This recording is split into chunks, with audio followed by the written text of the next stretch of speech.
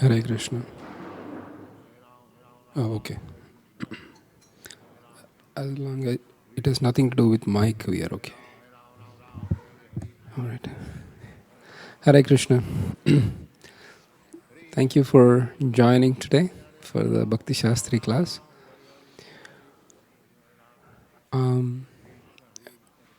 Is anybody online? And if you are online, then you can press *6 to unmute yourself. And you can just briefly tell your name and just say Haribol. Hare Krishna Prabhuji, this is Siddhagata Das. I am Swarnagopika Devdasi on the phone. Prabhuji, we also are able to hear Prabhupada chanting in the background. Okay, so okay, it's turned off now. Yes, it is turned off now. So I'm sorry, Prabhu, I didn't get your name. Siddhagata Das and Swarnagopika Devdasi. Hare Krishna, thank you so much for joining. Hari Hari.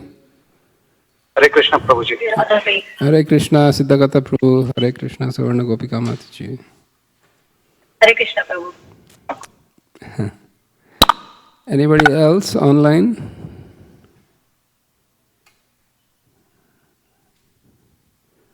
All right, so today we will sing our usual bhajan, begging for the blessings of Srila Rupa Goswami. And it's on page 104.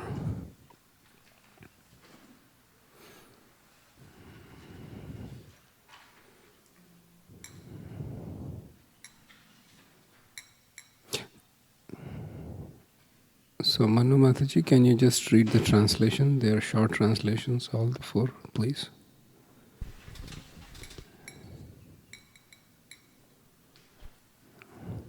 Thank you, Ramananda Saka Prabhu.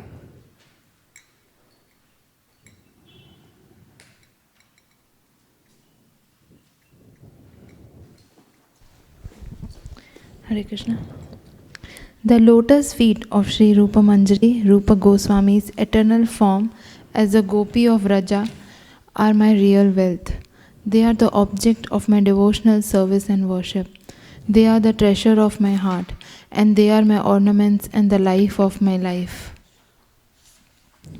For me, they are the reservoirs of all rasa and the conclusion of the religion of the Vedas. They are the fulfillment of all my desires and the goal of all my vows, my austerities, my religious activities, and the chanting of my mantra. By the power of those lotus feet, my activities will become favorable to devotion. I will achieve spiritual perfection, and with these two eyes, I shall be able to actually see, both day and night, the flood of exquisite beauty of Sri Rupa Manjari's divine lotus feet will shine like the brilliant full moon upon the lotus of my heart, soothing my afflicted soul. O Rupa Manjari, the venom of the snake of separation from you has enfeebled my soul, and now my life is ever afflicted and distressed. Alas, please have mercy and give me the shade of your lotus feet. Narottama Das has taken refuge. Thank you.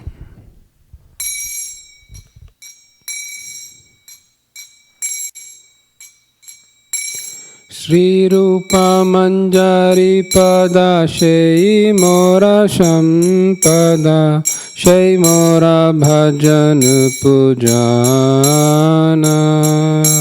Shri Rupa Manjari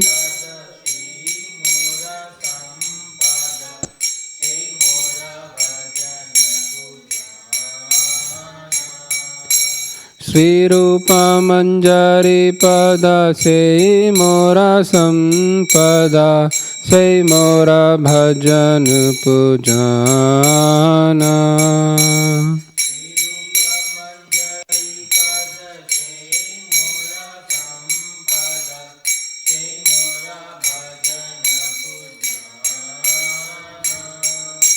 Shei Mora Pranadhana Shei Mora Abharana Shei Mora Jiva Nirjivana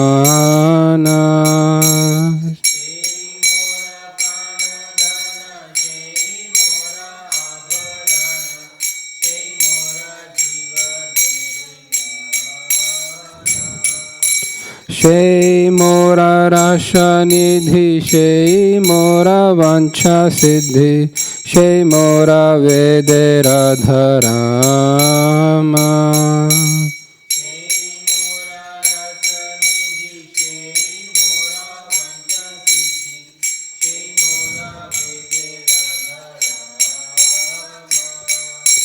সেই ব্রত সেই তপা, সেই মোরা মন্ত্র জপা, সেই মোরা ধর্ম করামা।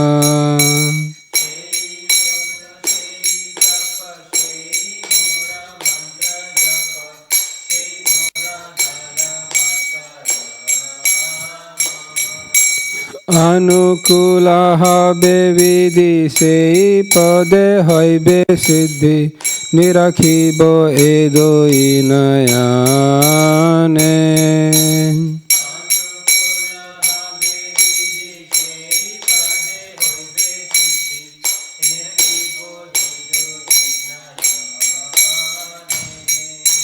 সেই রূপা মাধুরী রসি, প্রাণ কুবলয় শশী, প্রফুল্লিতা হবে নিশিদিনে।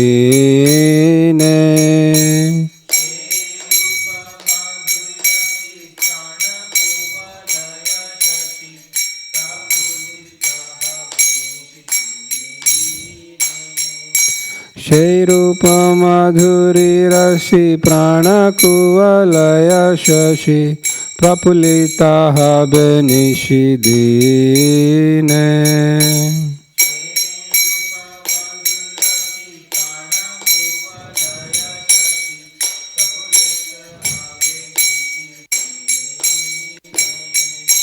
तुया आदर्शन आहि, गाराले जरोले देहि, चिरदिन तापित जीवाना।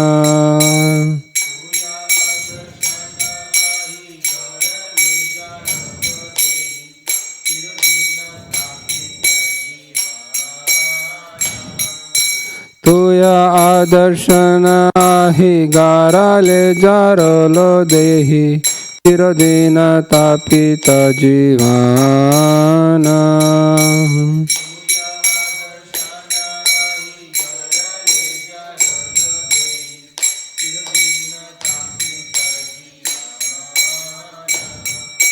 हा हा प्रभु करो दया, देह मोरे पद छाया, नरोत्तम लइलो शरणा।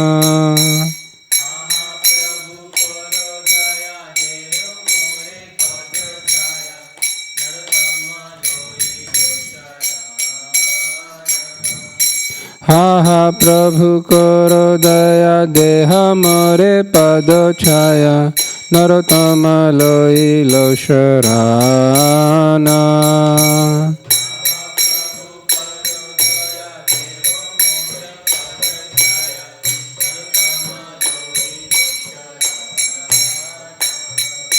श्री रूप मंजरी पद, सेई मोरा संपदा, सेई मोरा भजन पूजाना।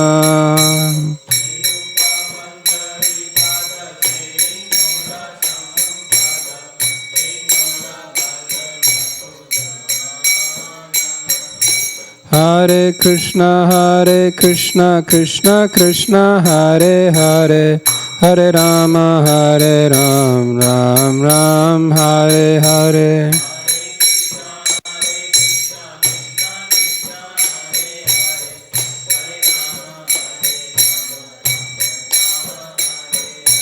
हरे कृष्णा कृष्णा कृष्णा हरे हरे, हरे Ram Ram Ram Hare Hare.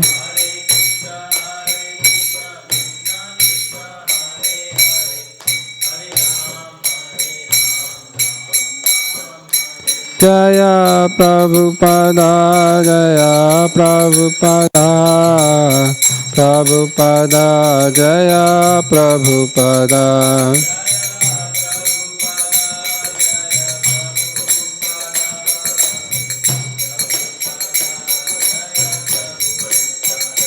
Jaya Prabhupada, Jaya Prabhupada, Prabhupada, Jaya Prabhupada.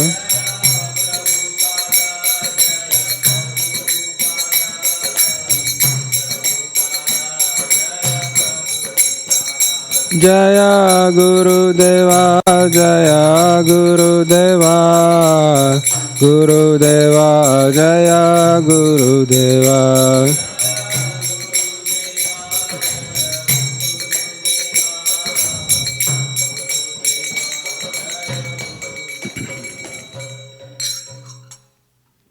Hare Krishna. Thank you for coming. So let's sing our Mangalacharan prayers and then we can start.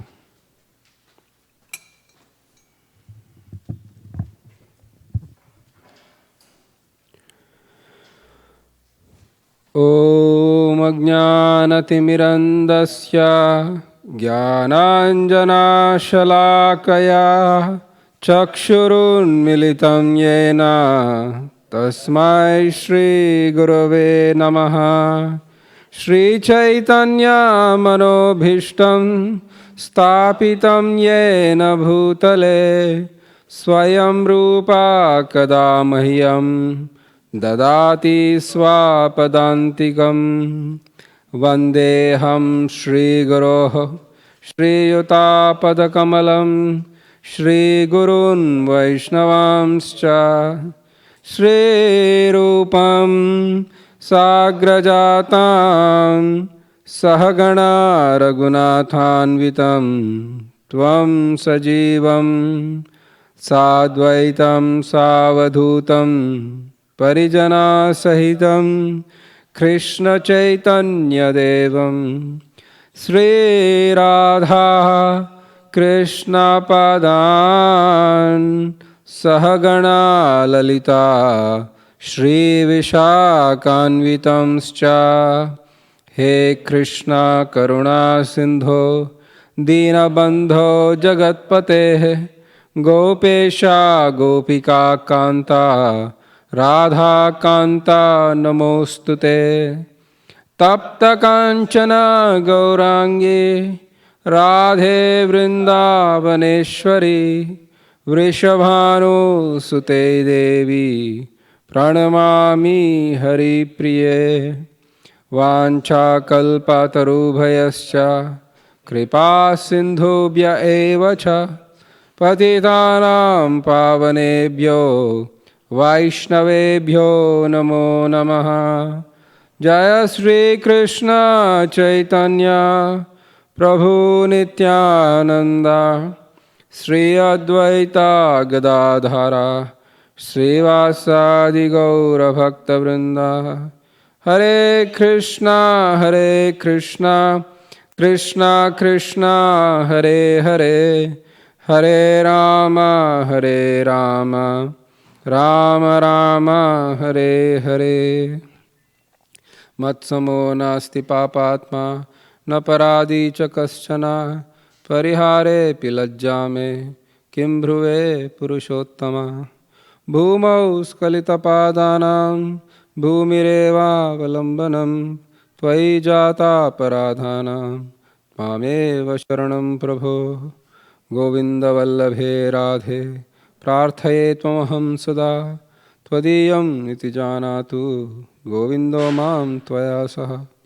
Radha Radhita Radhesha Radhika Prana Vallabha Radha Ramana Vande Tvam Radhika Prema Nirjita. Hare Krishna. So, I said that this question will come in the exam, which is the question, what is pure devotional service? Today I'll give you what the answer should be. The answer is, you define pure devotional service, you define the primary characteristics, you define the secondary characteristics, and give why primary and why secondary. So that's the answer I'm expecting. Nevertheless, this verse is something that we need to memorize for sure. So that is what I'm expecting in exam. because this is, and we covered the first half during the last class, the first half of the verse, and this class we'll try to cover the second half. So what are the primary characteristics of pure devotion? So we read the verse Anyabhilashita Shunyam Jnana Karma Adyanavritam Anukulyana Krishnano Shilanam Bhaktiruttamam. So kindly repeat after me just to get memorization. Anyabhilashita Shunyam Jnana Karma Adyanavritam Anukulyena Krishnano Shilanam Bhaktiruttamam. So in this particular verse, last time, just to give a recap, we studied that what is pure devotional service? Pure devotional service has 3 primary characteristics and 3 secondary characteristics. The primary characteristics of pure devotion is given in the line by Srila Rupa Goswami, Anukulyena Krishnano Shilanam. That is the 3 primary characteristics. And we discussed the first characteristics was, what was? Shilanam or Anushilanam. It started off with the word Anushilanam. Shilanam is, practical service. Shilanam is to, we discussed many verses to cultivate, to serve, to meditate, there are so many root, dhatu of the word Shilanam. Essentially, we can serve Krishna by either thinking of him or by doing practical service. So somebody is reading Bhagavatam, is serving Krishna, and somebody is sweeping the floor in the temple or cooking for the deities, they are also serving Krishna. It's the same service. And that is Shilanam. Anushilanam is, Anu means Anushilanam. Anu means to follow, but follow whom? The previous acharyas, predecessor acharyas, Anushilanam. Another meaning of the word Anu was doing every day. Thank you. So there are 2 meanings of the word Anushilanam. Because you can say, I'll chant my japa annually. My annual 16 rounds of japa are done once in a year.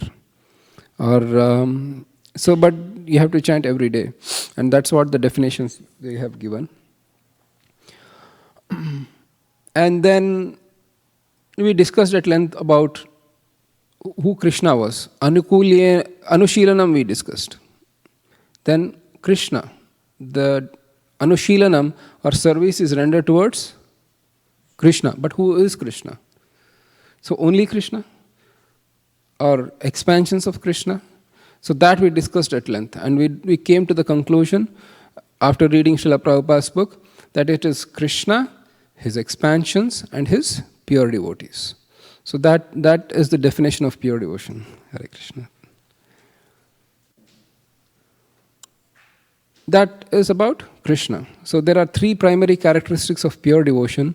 One was Anushilanam, one was Krishna, and then the third one was Anukulyana. This was the thing. The reason why we had this big debate about Anukulyana was favorable service to Krishna. So when Krishna is smiling at your service, then it's favorable. And so we discussed at length that not always this is true. But by and large, when you render pure devotional service to Krishna, he is pleased. But sometimes it may happen that, as we discussed, which example we discussed at length? Pardon? Hiranyaksha, Hiranyakashipu. What was the example regarding that? Please use the mic. So, why did we discuss Hiranyaksha? Jai Hare Krishna, Jai Mataji. Kumari, nice to see you. Go ahead. So, the example you gave was one of Putana and other was Hiranyaksha. Okay. And you said that when there was a war between Krishna and Hiranyaksha, so that time Hiranyaksha was throwing weapons at Krishna, and Krishna was getting pleased by that. So that is not a favorable service, but that is not a favorable service. So we discussed that when Krishna fought with Hiranyaksha, he was getting pleasure out of that fight. He was getting invigorated and he was pleased. Does that make Hiranyaksha a pure devotee of Krishna? Because his attitude was not favorable. And we discussed the other example was Mother Yashoda. Because Mother Yashoda was feeding Krishna, and the Supreme Absolute Truth was, feeding milk from her. And then she saw that on the stove she had kept some milk, and that was boiling. What did she do? She put Krishna aside, and then she went to take care of the milk. And was Krishna very happy with that? Was Krishna very happy with that? No. He bit his lip, and his eyes became red, and he became very angry that Mother Yashoda left me as I was feeding milk from her. And so this seems that Mother Yashoda is not a pure devotee of Krishna. But actually, in opposite, she is one of the highest emblems of pure devotional service for Krishna. So the conclusion we came to, Anukulena means we have to, the attitude of the devotee is always favorable to Krishna. The outcome might vary. So that the point we were trying to drive home. I'll give another example. Bhishma fought with Krishna on the battlefield of Kurukshetra. In fact, Mahabharata describes at one point Arjuna and Krishna were both covered with the arrows that were shot by Bhishma. In fact, their whole chariot was covered with arrows. They couldn't even see Krishna and Arjuna amidst the canopy of arrows that Bhishma Dev created. And he was fighting with full vigor. Now, if it was a demon, that is fine, but Bhishma Dev was piercing the transcendental body of Krishna with his arrows, and blood was flowing from the body of Krishna. This is the height of offense against Krishna. I mean, just imagine if Krishna comes, if you meet Krishna, you'll take out Aarti plate and offer Aarti, not take a bow and shoot arrows at him. So, what is Bhishma? But then again, he is one of the Mahajans, one of the authorities on devotional service. Amongst the 12 Mahajans, Bhishma is counted as one of the Mahajans. So he knows the perfect path of devotional service. How could he shoot arrows against Krishna? That is, so the pure devotee's actions might externally seem offensive towards Krishna, but internally how Krishna is taking, it's a different story. That's the reason when other devotees have other services and serve Krishna, one should never belittle their services or think any less of them, because we don't know who is pleasing Krishna and who is actually being offensive to Krishna. Whether Krishna is being satisfied by the devotee service or not is something that we cannot know. Only he can know. So it's better, from that perspective, it is better that, anybody might be doing any service. So to consider one service as superior and one service as the service, and everything else is, not in loop, is not in line with devotional principles at all. Someone might be just, he might not even come inside the temple. He might not even see the deities. He'll go into the parking lot, he'll take a broom or whatever, cleans the parking lot and goes away. Maybe for some reason he didn't come inside to the temple. But is Krishna no less pleased if that person's attitude of sweeping the parking lot was done as a devotion to Krishna? Of course it was. So no service is higher or lower, only it's our mind that says, based on our environment and the temple that we are in, that some service is higher, some service is lower.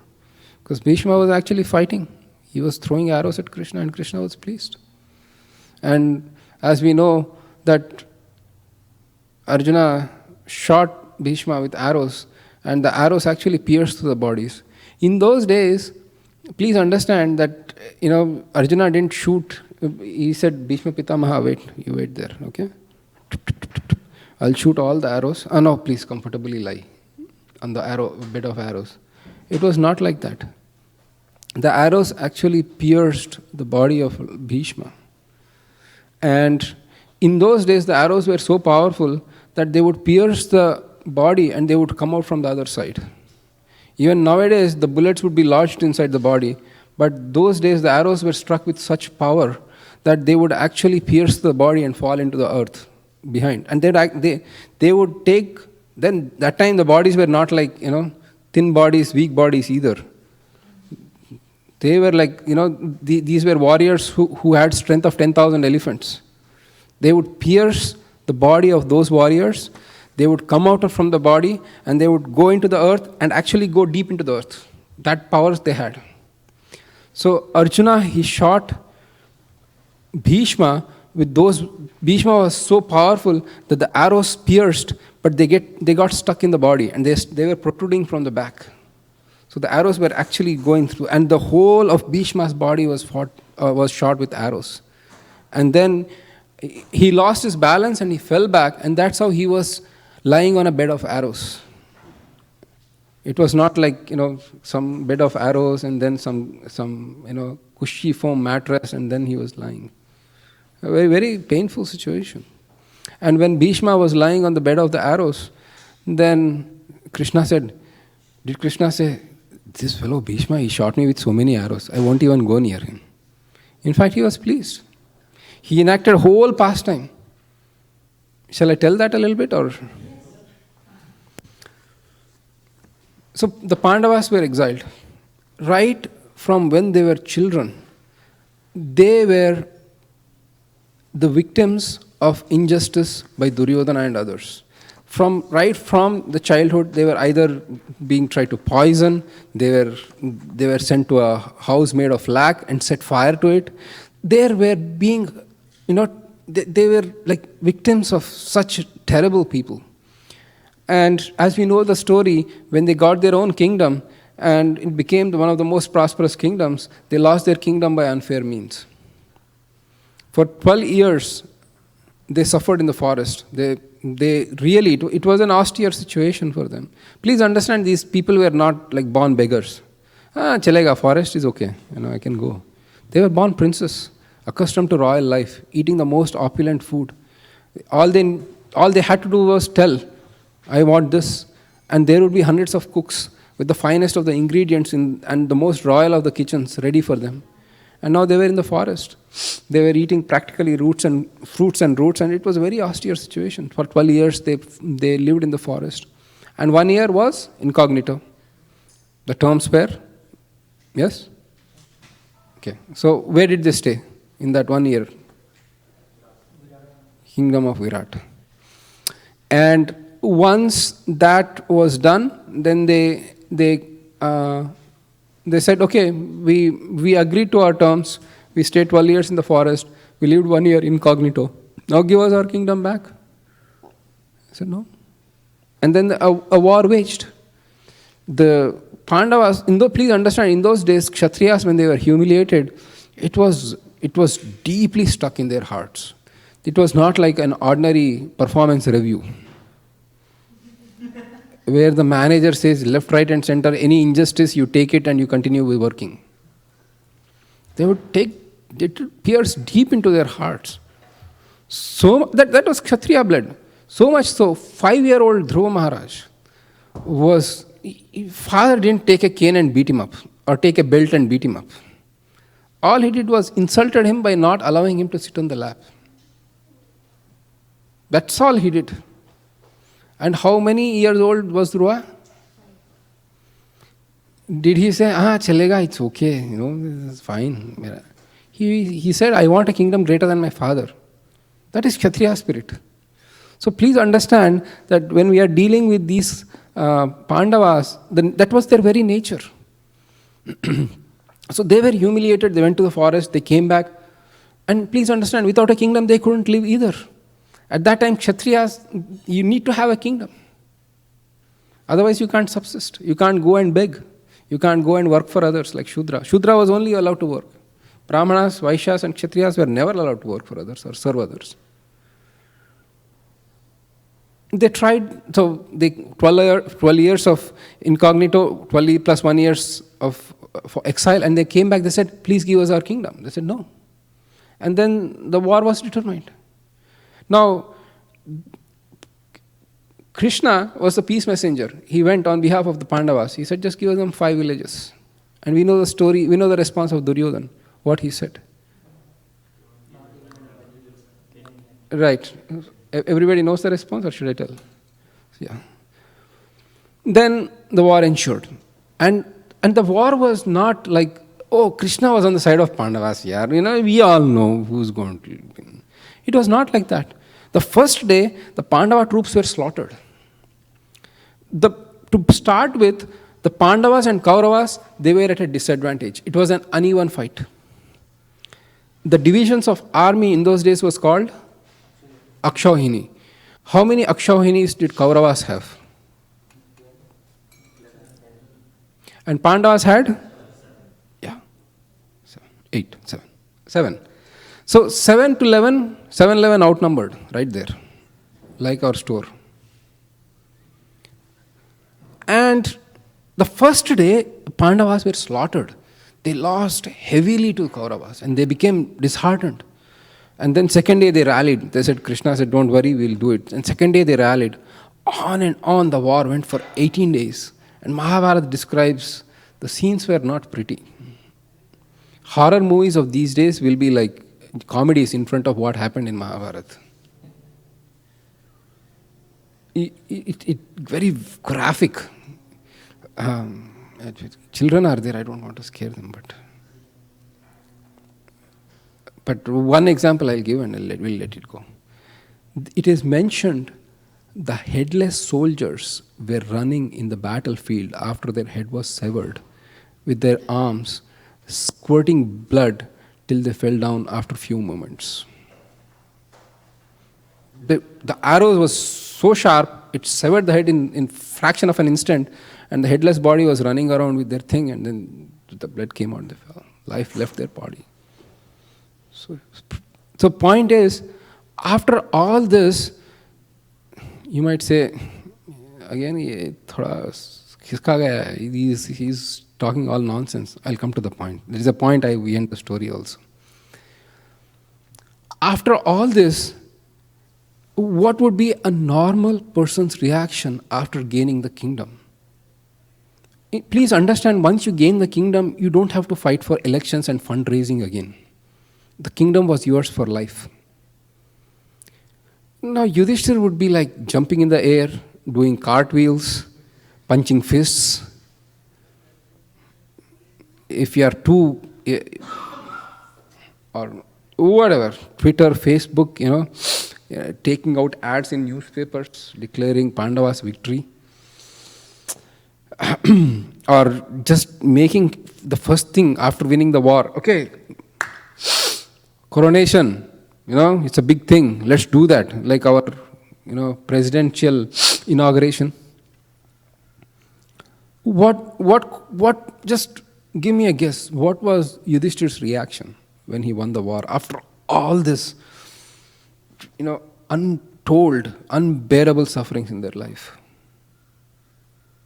What was Yudhishthira's state of mind? Please tell me. What was his response? He was sad. Any other responses? Actually, Mahabharata and Bhagavatam says he was depressed.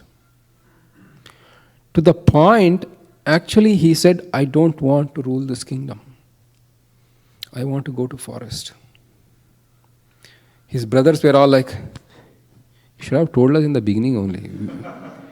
We slaughtered 16 million people in 18 days to get you the kingdom, and now you say you don't want? I mean, Arjuna was more like analytical, but Bhima was really furious. And so they tried to convince him, and then at last, somehow or other, they convinced him that he should become the king. Otherwise, he was determined. In those days, it was not like they were being drama queen and they needed YouTube to turn on at full blast to know the world how No, he was determined, I am going to go to forest.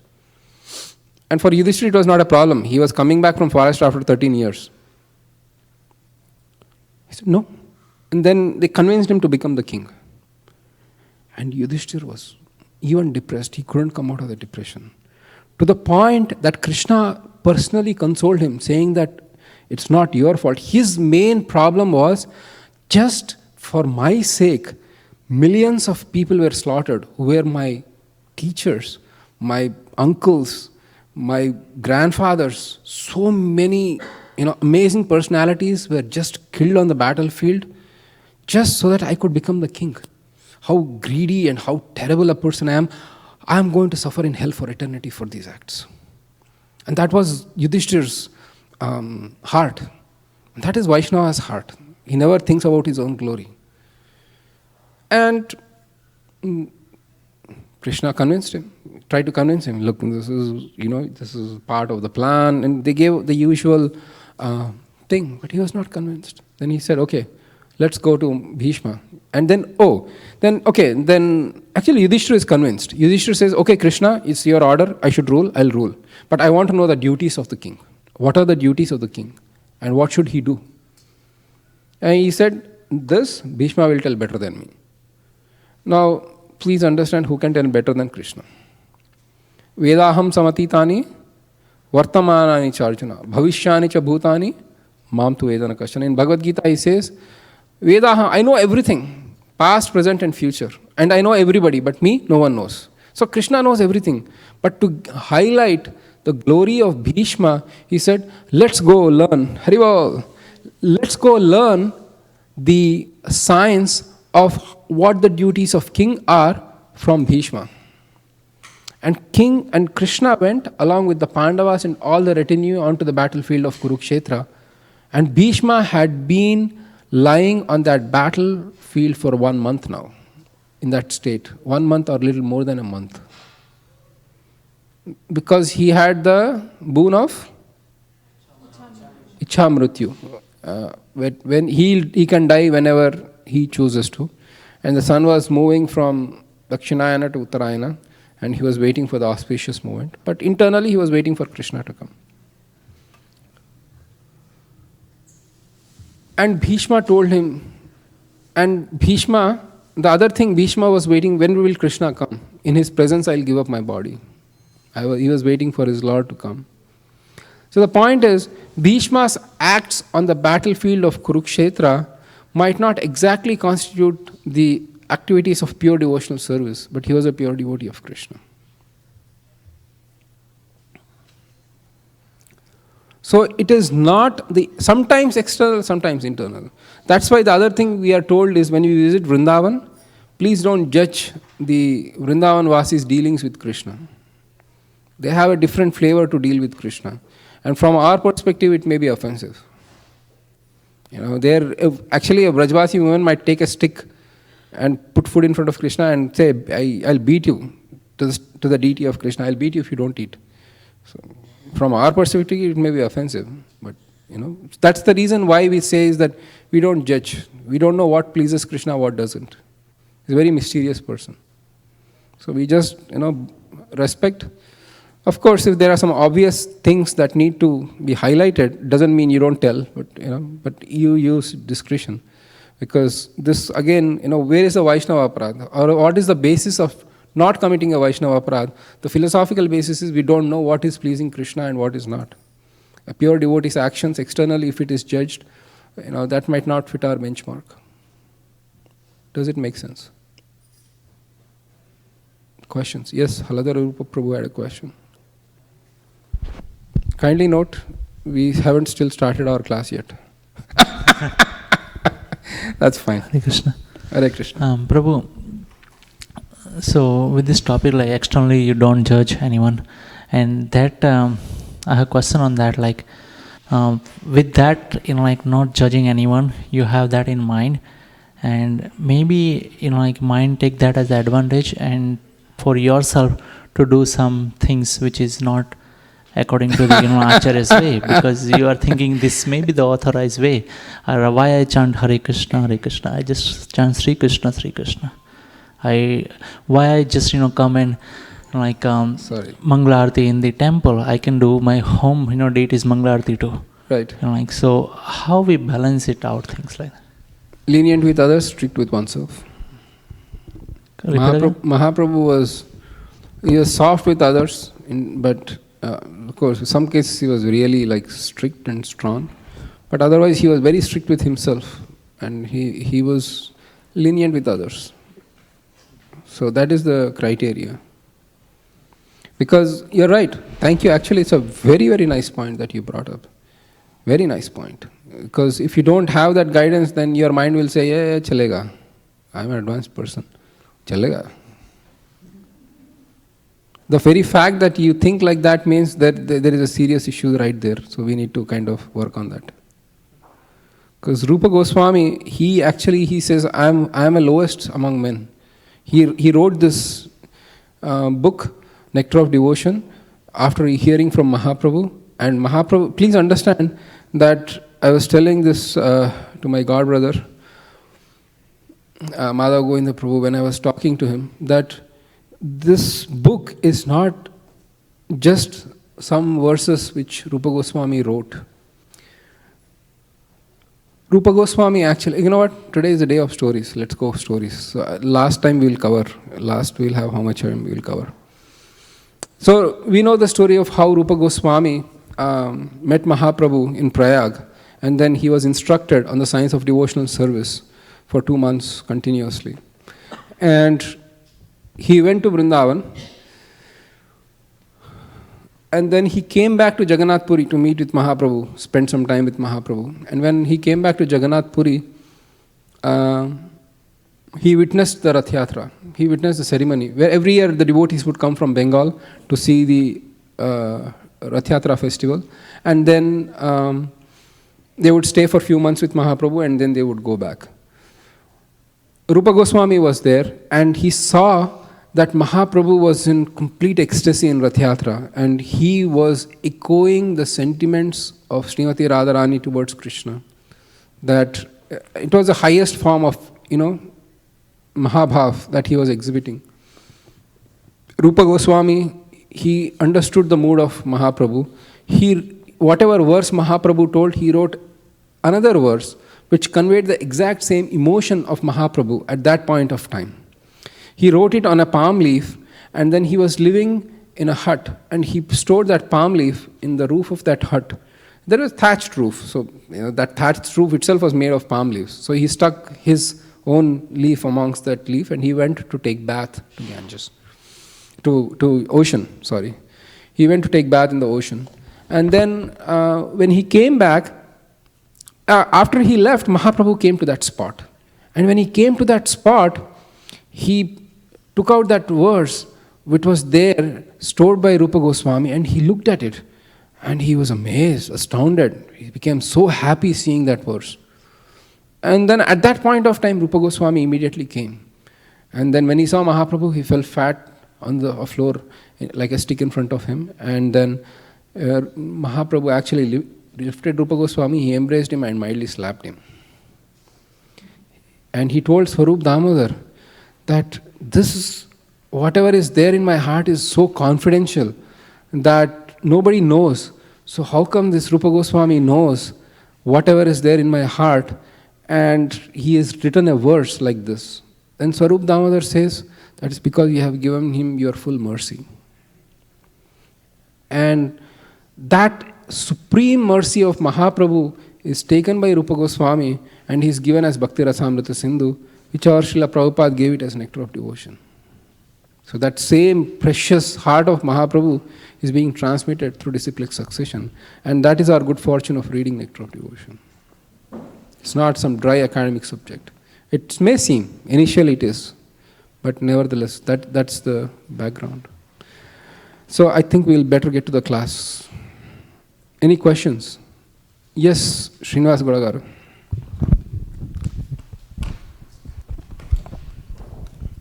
It is extension to the Prabhu's question. If a devotee meets a guru and the devotee is strictly follows the Vaishnava traditions, and if guru is misguiding him, what would happen to the follower? Is it considered to be true Vaishnava? Or,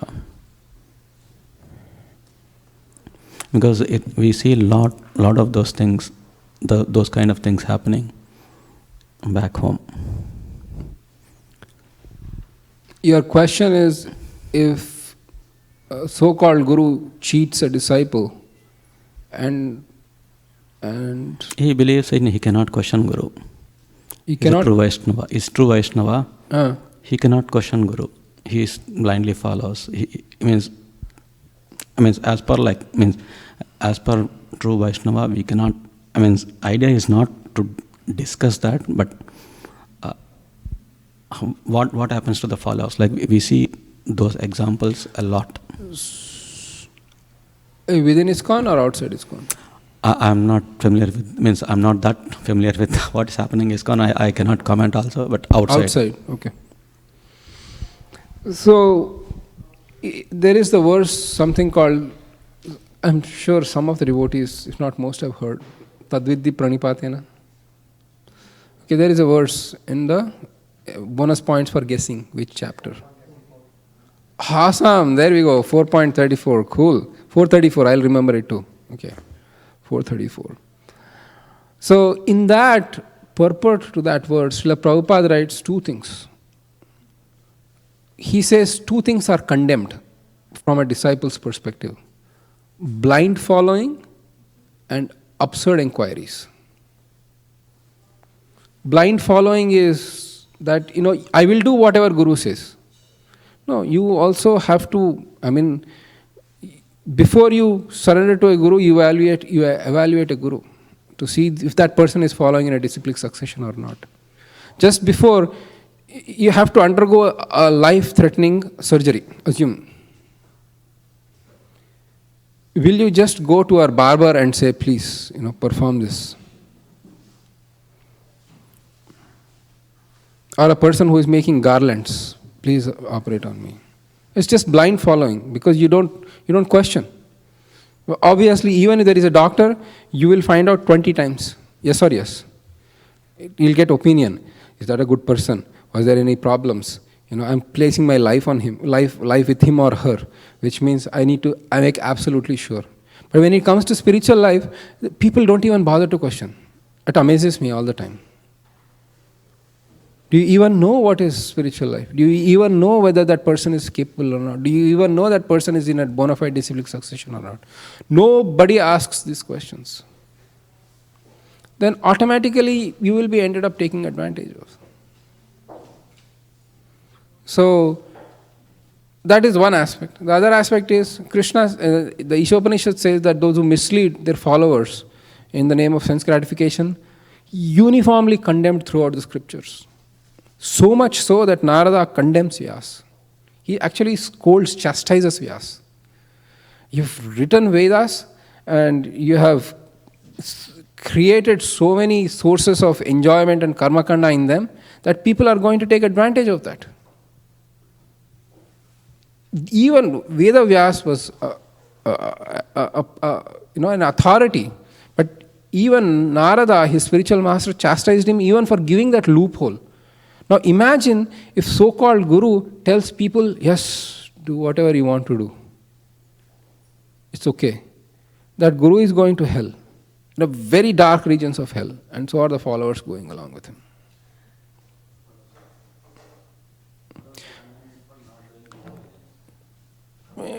So if you didn't pass the DMV test, if you don't know what a red light stands for, and red means go, green means stop, whose fault is it? You better learn, you should know. That is why it is so important that the greatest danger in the modern world is this deep, dark ignorance of spiritual life. And our book distributors, when you go on book distribution, you are helping to smash this illusion and ignorance that is so deeply pervading this Kali Yuga. Does that make sense? Thank you. Okay, so at least let's go back to the class. Pardon me. So what are the three primary characteristics? I'll take your question later. I'll take it towards the end. Unless it's a small... Okay, it's small, then we'll take it now. Sorry, Prabhu. No problem. You said the second part of that 434 verse is asking absurd question. Going to your Guru and say, how will this stock do? Okay. The stock price, Apple stock price, will it go up, Guruji? How rich will I be? please give me some mantra, I can get a son. Or, what is the best path for promotion? Guru is not there to answer all those questions. Thank you, brother. Okay, or even more, Guruji, I would like to eat bread pakodas, please give me the recipe. Absurd inquiries, one after another. Hare Krishna. So what are the three characteristics of pure devotion? Anyabhilashita? No. The thing is, Anukulyena, Krishna, Anushilanam. So they have to be, its Shilanam is service, following the predecessor acharyas and doing it every day. And it is done to Krishna, and then it is favorable, Anukulyena. Now somebody might say, Rupa Goswami gave this perfect definition, but why did he say Anushilanam? Or, why did he use the word Anukulyena? Anushilanam is enough, right? Anushilanam means actually serving. Anushilanam Krishna, it should be good enough. Serving Krishna. Isn't that good enough? Why use favorable serving of Krishna? Favorable service to Krishna. Again, this is the same point that we discussed because, who knows, they might come in exam. Because I'm going to really test deep on this. You should know what is pure devotion by the end of this. Even if you don't know all the 64 items of devotional service, if you don't know, at least know the 5 major important items of devotional service, you should have a crystal clear understanding of what pure devotional service is. So, the reason Anukulyena is used to discuss the same thing, like demons, Kamsa, 24/7 he was meditating on Krishna. In fact, it was amazing, astounding. He woke up, he saw Krishna. He was sleeping, he saw Krishna. He was eating, saw Krishna. He was dreaming, he was always thinking of Krishna 24/7. But he was not in the category of pure devotion. That Shilanam was there, Anushilanam was there. Actually, he was thinking of Krishna. But it was not Anukulyena. So that's the reason you use Anushilanam. Somebody might say, why do you have to use the word Anushilanam? Krishna Bhakti, Anukulyena Krishna Bhakti, isn't it enough? Why are you bringing Shilanam? Because you don't know what is involved. Shilanam means what? And means Bhakti means what? So Shilanam says it's service. It's a bodily service, it's mental service. So Rupa Goswami was such genius that this whole pure devotion, which is a very difficult concept to encapsulate and summarize, he has put it in this beautiful verse. Anukulyena Krishna Anushilanam. This is the primary characteristics of pure devotion. 3 primary characteristics. Now today we'll discuss the 3 secondary characteristics of pure devotion. So the 3 secondary characteristics of pure devotion are Anyavilashita Shunyam, Jnana, Karma, Anavritam.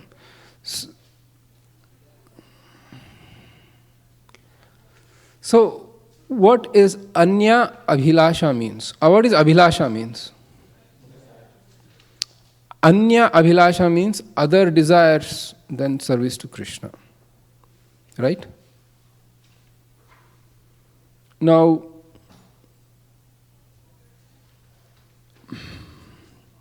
you are going on the road.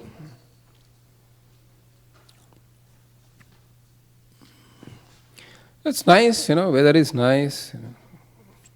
It's because we are devotees, nice bhajans are going on. Or not, whatever. Suddenly you see, and it's a 2-lane road, suddenly you see there is a big truck that is coming towards your path. And it suddenly swerves, and you are about to hit the truck. You cry out, Krishna, please save me. You are not a pure devotee. Because you ask Krishna to save you. You think Krishna is pleased to save you.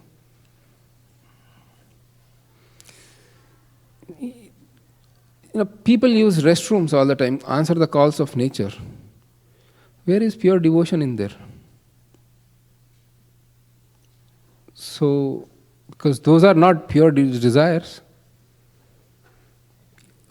Srila Prabhupada used to go for a walk every day morning and he would get massage. On a very superficial level, that seems actually these were not acts of pure devotion. And people do exercise, right? We do exercise. Where is the pure devotion in there? Because it's anya, all the other desires should be not there. It shouldn't be present. Why we do all these things? How can we ever hope to be pure devotees then?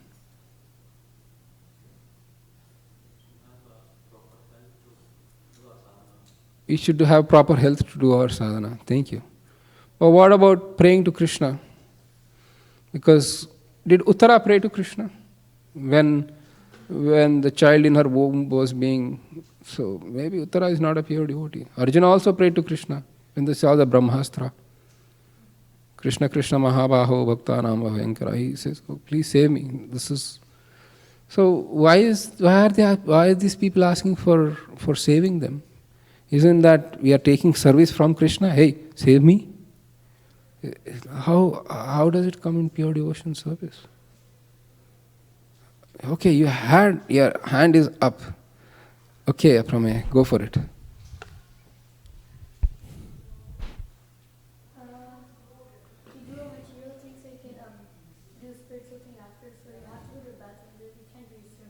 Okay, that's fine. Yeah, thank you. Thank you, nice point. But if you have to... so other example. I'll give one more modern example. So you're traveling, okay? And there is no prasadam. You may have to go to a restaurant to have food. It's, you're traveling, there is nothing else. It's a part of thing. So, is that pure devotion? There's zero anything Krishna in there. Then why did Rupa Goswami give us Mission Impossible? It can never be achieved. It's was he just taunting us, saying that you guys are useless? Yes, Gauravji. No, sorry. Yes, of course. Clarification. He said, "Can I speak without mic?" I said, "No." Hare Krishna, Prabhuji. So maybe this verse is applicable here from Bhakti Rasamrita Sindhu, that Yukta Vairagya Shlok. Yukta Vairagya, thank you. Yes. Anasakta Vishayan Yathartham Upayunjataha Nirbandha Krishna Sambandhe Yuktam Vairagyam Uchyate. So yeah, good. And for most of the cases, it is clear. If it is, for example, for those who are not familiar, anybody not familiar with the verse which he brought up, because he is only a Sanskrit person, he speaks in Sanskrit. I have to translate for him. Mazak kar raha hu. No. He knows a lot of verses, and I like it that way. So here, anasakta vishyan is that anything which is, you reject anything as material, even though it is attached in service of Krishna, it's a very shallow. Falgu vairagya is very superficial vairagya or renunciation. Thank you. But that's Yukta Vairagya he brought up. Here is the thing. So all these, except for Shravanam, Kirtanam, Vishnosparanam, all those things, everything else is not pure devotion to Krishna. But we discuss so many things which apparently seem not to be pure devotional service to Krishna. There should be no other desires. Absolutely zero desires. On one hand, there are some desires at the same time. So, instead of using anyabhilasha, Srila Rupa Goswami said anyabhilashi ta. The ta means, anya, desire, abhilasha is desire. Anyabhilasha is any other desires. When you use ta with abhilasha, then it becomes desireness. You should not have any desireness other than to serve Krishna. Please see the subtle difference. Existential desires do not fall outside the realm of pure devotion. existential versus cultivating the desires for sense gratification are two different things. So coming back to the example that you're traveling and there is nothing to eat and you have to go to a restaurant, that based on your consciousness becomes an existential, not a sense gratificatory desire. But if you are starting out with an idea I have to enjoy in the restaurant, and then if your wife or your husband says, please take this prasadam from no, then you are in Maya. You see the difference? If you take prasadam, the same example I'll give you. You take prasadam, and it's become really spoiled to an extent. Based on your faith, you can have it or you cannot have it. Usually, prasadam, if it's spoiled, it has to be discarded. Mahaprasadam, which is directly offered to the deities, that never gets spoiled, that you can have, but based on your faith. It can be really putrid from the external perspective, but your faith, you take it, then that's fine. So there are two different things. But based on your faith, and then, based on the situation, that prasadam gets spoiled, and then you go to the restaurant. You don't have a choice. It threatens your existence. That will not fall outside the realm of pure devotion. But then again, as Haladhara Rupa Prabhu said, our minds will play the trick. You have to be careful. You have to be cautious.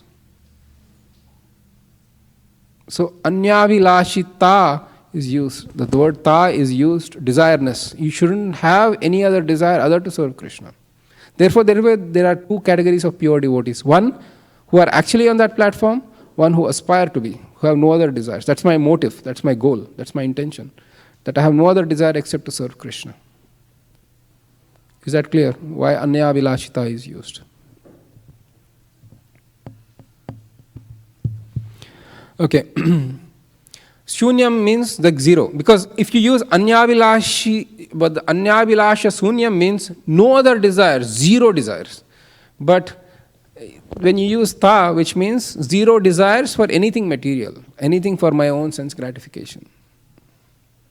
But based on my existence, I should.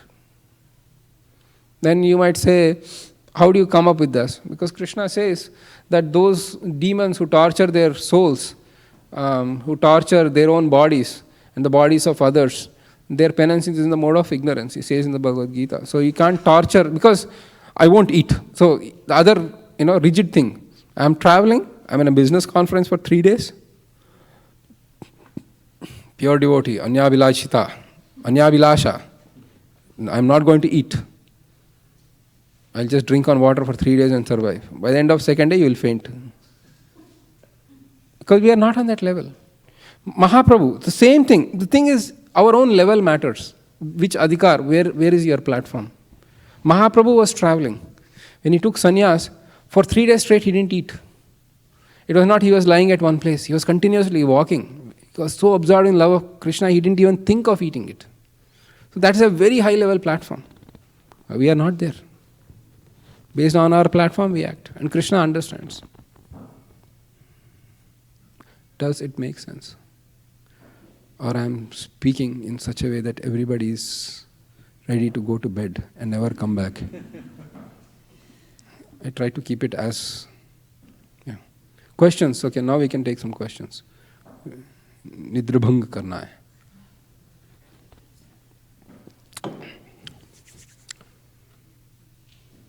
मेरा आपका नहीं.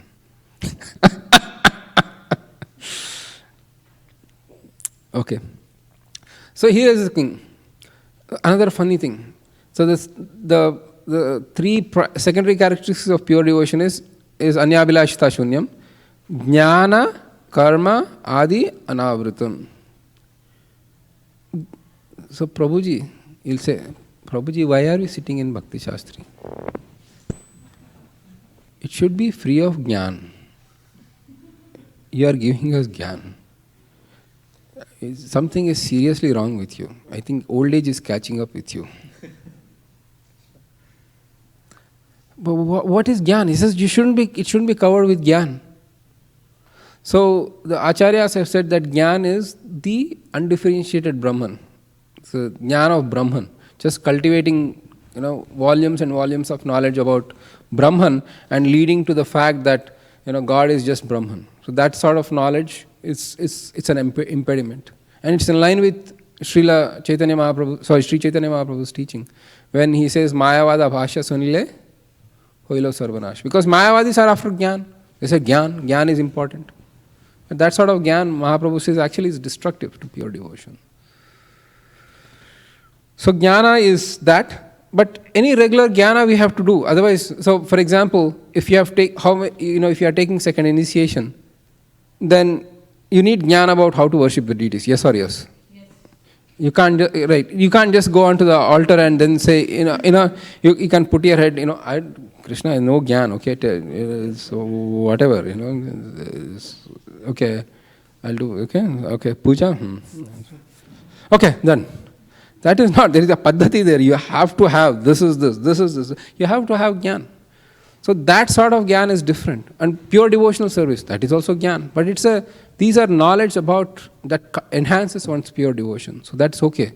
Otherwise, why would Rupa, it'll be like catch-22, right? Rupa Goswami says no Jnana, but you are writing books. It's like you are contradicting yourself. No, that was not the purpose. Jnana.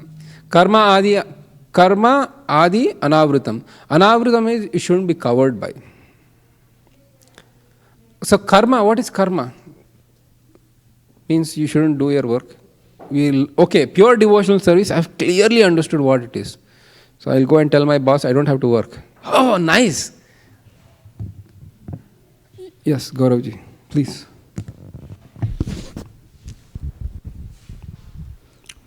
Prabhuji, as per Bhagavad Gita, when kartitva, basically when you think you are the doer and you do an action, that is karma.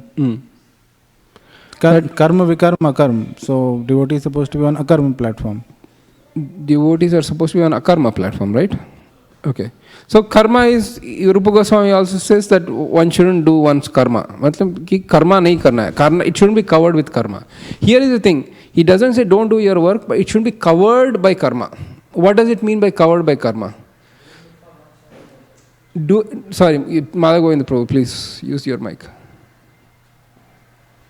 Doing for one's own pleasure. Okay. Good. Doing for one's own pleasure, that's already covered in Anya Vilashita Shunyam. So what does karma mean here? Doing for fruitive activity. Thank you, fruitive activity. You had. Anything which binds us to the material world. I'll give you an example. For those who are aspiring for pure devotion, should we do Shraddha ceremony for the departed ancestors or not? It's a tricky question, I know it. That's why I specifically asked. Because this is a practical question that I did come, but should we or should we not? No. Ashok says no. Why? Because I don't know the verse, but Krishna says like you approach me and I will take care of sarvadharman paritejya mamekam sharanam raja aham tam sarva papebhyo moksheshyami masucha. So he will take care of everything and anything, all the debts, everything. So we don't have to do that because we are seeking pure devotional service. So you are using the verse Devarshi Bhutapta Nrinam Pitrinam. Is that there is a verse in Bhagavatam where if you surrender to Krishna, then you are no longer responsible to Devas or Pitas or something like that. Yes. Okay, good. That's good. We have an argument and we have a Shastric backup for that. Now, the other side. Those who are aspiring for pure devotion should do Shraddha. Anybody raise their hands?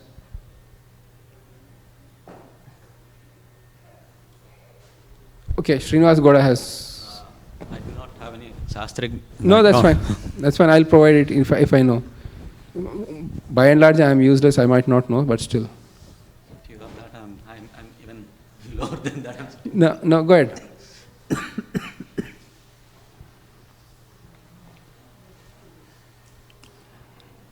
So it's my intuition, like, I always consider myself like I am not doing enough devotion.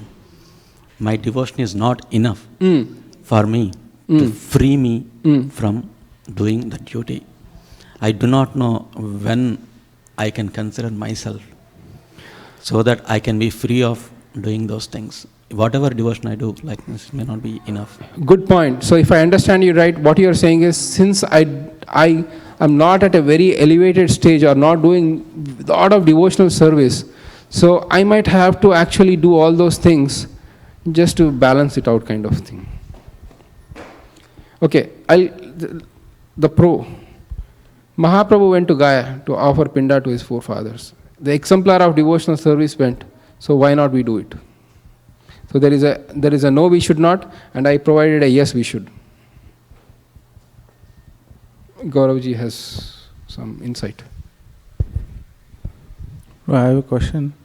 So Pindada, Shraddha ceremony is for forefathers so that they can get some nourishment in the Pitralok for their advancement in their spiritual journey in the future. If we are doing devotional service, unless we are like Prahlad, we cannot deliver all our previous generations. So that is long shot, we can't even, that's very difficult for a normal devotee or an aspiring devotee, whatever. So we should do. Even Narad Muni he is the greatest devotee, right? He in Brihad Bhagavatamritam, he goes everywhere, meets all the great devotees.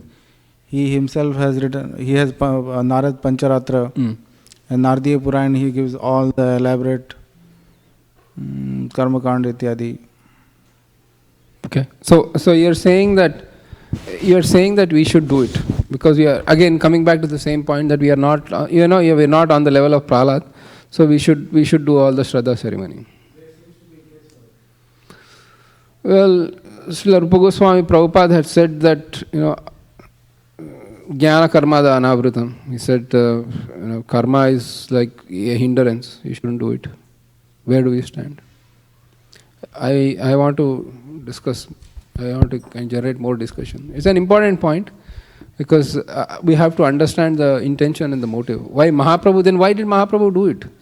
If going to Gaya and offering Pinda to his forefathers was not in the realm of pure devotion, and he's the supreme absolute truth, and also he's the highest of the devotees. Prabhuji, I think the motivation with which we do that, in Bhagavad Gita, Krishna says acts of sacrifice should not be stopped, and I think for whom we are, like, with what motivation, what motivation we are doing, I think that matters. While offering Shraddha also, it is said, first it is offered to Vishnu and the prasad is offered, then they get higher destination. So I think whatever the sacrifice are prescribed, I think the motivation with which we do, I think it matters. Motivation matters. Okay, another nice point. Any other points? Apramey. Like how you think of it when you're doing the ceremony. Like you could be thinking of, let me do this ceremony so I don't get cursed on. Which is I don't get? Cursed on. Cursed on, or like materially. What's that? Cursed. Cursed on. Okay. Or okay. Like not benefited materially. Like what I have, I don't want to lose that. Or you could do it so maybe your forefathers could get like a new birth where you might become a Vaishnava. You can new birth where you become Vaishnava. Okay. All right. So let's hang on to that for a while. Let's take that topic into another angle which the devotees, again it's a touchy subject among devotees. Should the devotees believe in astrology or not? Because astrology is karma kanda. It's mainly like, it's like karma, on the path of karma. So should the devotees believe in astrology? Ashok says no. Okay. And why do you say no? Because it's okay. I'll give you a background before you say no, because you have a chance to retract. Astrology is mentioned in Bhagavatam. When Maharaj Parikshit was born, the astrologers came and predicted. Maharaj Yudhishthir was on the topmost platform of devotion. He called for the astrologers. He wanted to know with great eagerness the life and characteristics of Maharaj Parikshit, and he sufficiently remunerated the astrologers who spoke about Maharaj Parikshit. So it's a very authorized, very bona fide science. Now you go for no. Yes, Prabhu. The thing is, it is bona fide, it is authorized, but you can't do anything about it. That is the first point. Okay. Because if it is destined to be done, it will be done, no matter what happens. Second thing is, again from your classes I learned that, like, are there any people in the disciplic succession who are well versed to kind of read the astrology and explain it to us? Okay.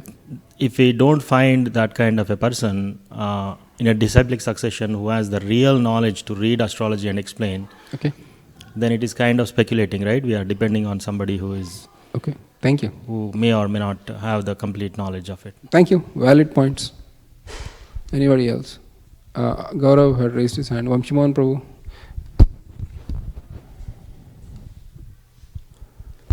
I think like many times we go for health checkup. So that is all. I think I think for me it's like similar to astrology, because we don't know the health, but we still go for checkup. We are not compelled to go. We can depend on Krishna, but still we go for health checkup to medical doctor. If there is anything which is not good in my health, so that I can take precaution on my side. I think similarly astrology also, maybe we should go like that. I mean, if we think it is required, we should go and like see what precautions I can take. Or good point, Gaurav. Hare Krishna, Prabhu. Hare Krishna. Sridhar here, Prabhu. Dandavat Pranam. Hare Krishna, Sridhar, Dandavat Pranam. Hare Krishna, Prabhu. Actually, when I just wanted to, one thing that came in my mind is that when Yudhishthira Maharaj called all the astrologers, he wanted to know the spiritual proclivities of the child, not material. Okay, thank you for sharing that thought. Thank you. Gaurav, please go ahead. Yeah, Prabhuji, so I'm aware of at least one devotee who is practicing astrology based on devotional angle. So it's possible. It's possible, yes. That's what. Okay, let's keep our Shraddha aside. Let's keep our astrology aside. Another point I'll pick up.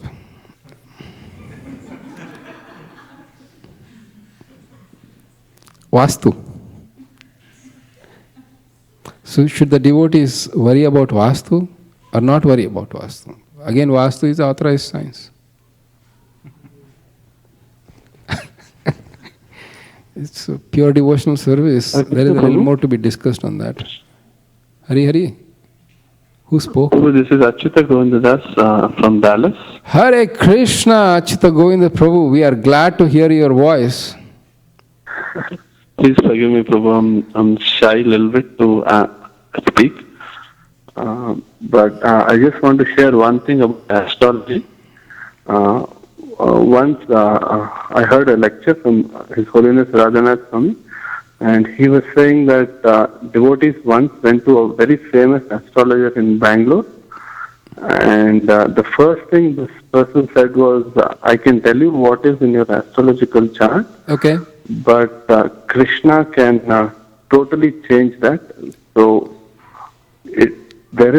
astrology may say a certain thing about a person, but Krishna has, he can just change that. So I thought I'll just share that. Thank you for sharing that. Please convey my obeisances to Sadanandini Mataji. Thank you, Prabhu. I have done that pronounced to all of you. That is, please give a hand to our Bhakti Sastri student from Dallas, Achyuta Govinda Prabhu, and his good wife Sadanandini Mataji. They have a small child, and they have been doing the Bhakti Sastri very nicely for last few semesters. Okay, so in Atvar, yes, please go for it. So Prabhu, actually here also... sorry. Achyuta Govinda Prabhu, did you have any other further things to say or any question before I move on? No, Prabhu, I think I just wanted to make this Excellent point. Okay. Go ahead, Natwar. So Prabhu, here also the intent matters actually. So if you are asking something or doing something which is favorable for your spiritual life, then it's good actually. Like if you take example of Khatwang Maharaj, right? So he asked demigods, tell me how much moment I have, right? And he comes to know that he has just one moment, right? And then he just spends his time remembering Krishna, right? So sometimes it's favorable. I mean, that's like a astrology that when he's going to die, basically, right? So anything you do vastu, you do everything, anything which is favorable, but something which you are doing for fruitive activity to take a higher birth or go to, that is not desired actually. Excellent. Okay. Aprame, raise your hand.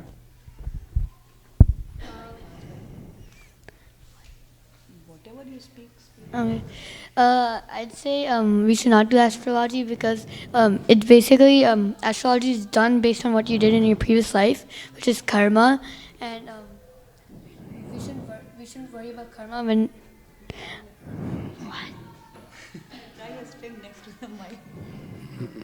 It's okay, speak. Okay. And basically karma doesn't really matter because karma can change when you pray to Lord Krishna in devotional service. Thank you, Aprame. Okay, so let's leave all those three topics aside. Let's go to the fourth topic. Ayurveda. So, how strictly should devotees follow Ayurveda? Or any dietary restrictions? Nowadays, n number of dietary restrictions have come within ISKCON. Some way or other. Sometimes it's really mind-boggling, sometimes it is understandable and healthy. But in any case,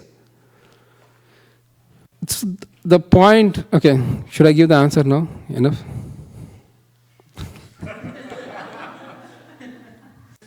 My point here is that, please understand that after Srila Prabhupada left, the pure devotional service has taken backseat. And there have been so many subsidiary topics that have taken on the forefront. And at times, part of me is a little concerned, but when we go back to the basics, at least to understand what pure devotional service is.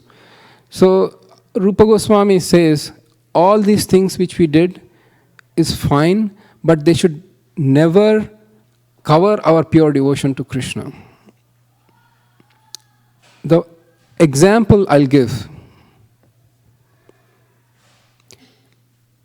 The astrologer might say, you have a very bad time. You shouldn't, you shouldn't go on the yatra. But you have been planning to go to Vrindavan. What will you do?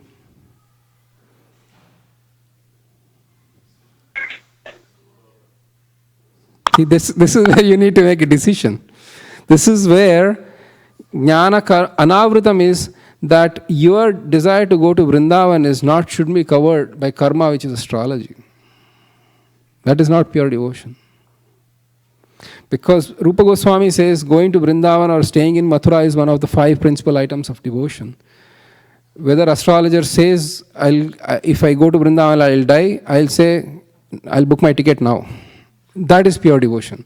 And when it is covered by fruitive mentality, my astrologer said, no, I shouldn't go to Vrindavan. I'll die. See the difference between pure devotion and devotion which is mixed with karma or covered with karma. Makes sense? So Rupa Goswami says that that pure devotion is not covered by karma. Same thing, if you have to offer Shraddha to your forefathers, wherein you do it out of veneration, but not out of fear, then because pure devotional service can destroy all the sins. The next item if we ever complete the Anyavilashita Shunyam verse, then the next 6 items are 6 characteristics of pure devotion. One of the first characteristics of pure devotion is kleshada, which means it destroys all miseries. So when we come to that point and when you link it, then you will realize how potent and powerful is pure devotion when it is compared to other karmakanda activities. Does it make sense? Jnana, karma, they shouldn't be covered. And Rupa Goswami also used the word adi. Means in Sanskrit it's adi, in English it means etc. What etc is there? So the acharyas have said the etc is jnana, is vairagya, is sankhya, and the varnashram. All those things are etc. You don't have to be covered by all these things. Pure devotion is so potent that it can stand on its own merit and completely destroy all the other inauspiciousness that can happen. Is the definition of pure devotional service little clearer? So the devotees use judgment, and as devotees pointed out, astrology, yastvindra gopam atavendra mahosva karma, bandhanurupa phalabhajana matanoti, karmani nirdhati kintu cha bhakti bhajam govindam adi purusham tamham bhajam. It is said in Brahma Samhita that for those who walk on the path of karma, Krishna gives the fruits of your results perfectly, even if you are Indra, who is ruling the heavens, or an Indragopa germ, who is a very tiny, insignificant germ that comes only during the rainy seasons. But for those who perform unalloyed devotional service unto him, karmani nirdahati kintu chabak, he will destroy that karma, as has been pointed out. So when your karma is being destroyed as you perform pure devotional service, and as somebody said, your astrology is based on your past karma, what's the balance? How much is your pure devotion actually destroyed all your karma? What that negative thing that was supposed to happen because of some severe karmic activity you did in the past life is being nullified by pure devotion. Will that happen or will that not happen? Trying to wrap your mind around this, you will go mad. Don't. Having faith in Krishna, that rendering pure devotional service in of itself is the best activity and it will take care of everything else. Same thing goes with Vastu, same thing goes with Ayurveda, same thing goes with astrology, and same thing goes with the Shraddha or what are other karmakanda activities. That pure devotional service stands on the forefront. Yes, you had a question.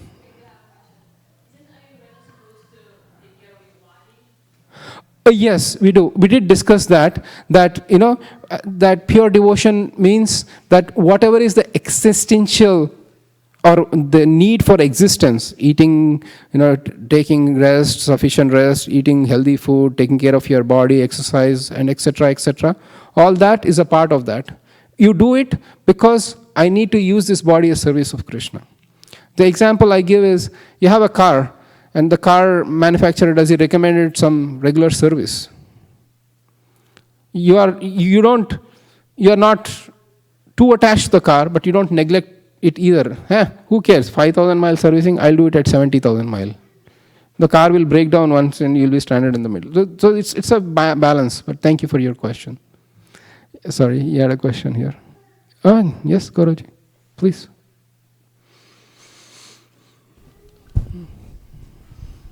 Prabhuji, this might be a very stupid question, but you mentioned karmani nirdhati. So it destroys the karma. But it doesn't say it destroys the karma phal. So what about the prarabdha karma? Karma means, okay, my going forward. Nice, excellent question. It's an excellent question. Is everybody's brain bheja fry done by the pure devotion? Is your bheja fried yet? For those who don't know the Hindi, it's like, is your mind overloaded yet? Because you might say, what are you talking? He asked you a question, you are asking about mind overloading. The reason I say is that in the next verses, we are going to discuss the 6 characteristics of pure devotion in the next class. These are all foundational classes. So the 6 characteristics of pure devotional service are that it destroys all miseries. That one topic again can go on one class, because the 6 characteristics of pure devotion are: it destroys all the miseries, it's auspicious, it's rarely found, it's attracting to Krishna, it gives you the highest bliss, and it derides what is called the concept of liberation. A pure devotional service is so high that even the concept of liberation, it's okay, no big deal. So those are 6 items. Each of the items, actually, not all will take so much, but at least kleshagni, or what is klesha, and how the devotional service destroys klesha, is a big topic. In that we will come. What is klesha? How is klesha caused? What are the problems of klesha, and how it's a big thing. And then you will realize how potent is devotional service. That you are saying chant Hare Krishna, kya rakha hai isme? Itna kuch rakha hai isme. Yes, Prabhu.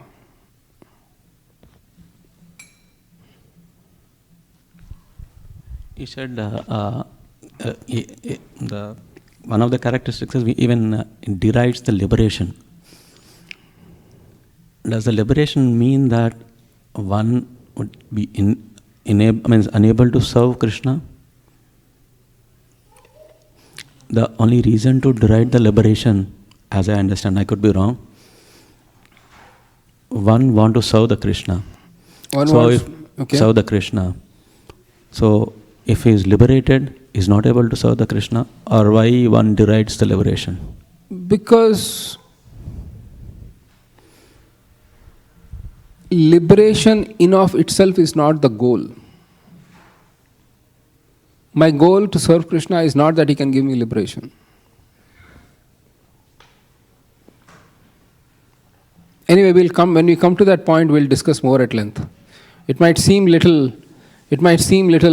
too far-fetched that liberation is such a goal, but pure devotional service even derides the concept of liberation. Seems little astounding, but we'll come to that point.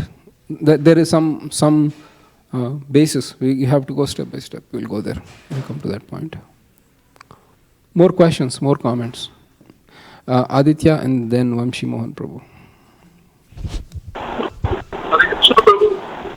Hare Krishna Sridhar. Sorry Prabhu, once again I'm going to put a big... Are you driving and talking? Because it's very unclear when you speak your words. It's a little unclear. Okay Prabhu, I will come there. I'm almost there. I'll come there and ask a question. Okay, excellent idea. But I really appreciate your enthusiasm to ask. You can't wait to ask that question. That's amazing. Thank you. Hare Krishna. So, out of the 4 topics that we discussed, so he said that none of these things should cover our pure devotional service. So, how does one decide what to do and what not to do? Is it by checking with the triangulation method of Guru, Sadhu, Shastra, and according to time, place, circumstances, one decides, or how does one decide? So let's take one example of marriage. So I am on path of pure devotion. Astrology, I don't bogus. I don't believe in it. That is not the criteria either. But here is another dilemma. We'll talk of dilemmas today. A boy is about to get married and he is looking for people around. There is one girl who is a devotee and who has been practicing devotional service. There is another person who is not a devotee, whose his parents proposed. Anybody familiar with that kind of dilemmas or heard about it?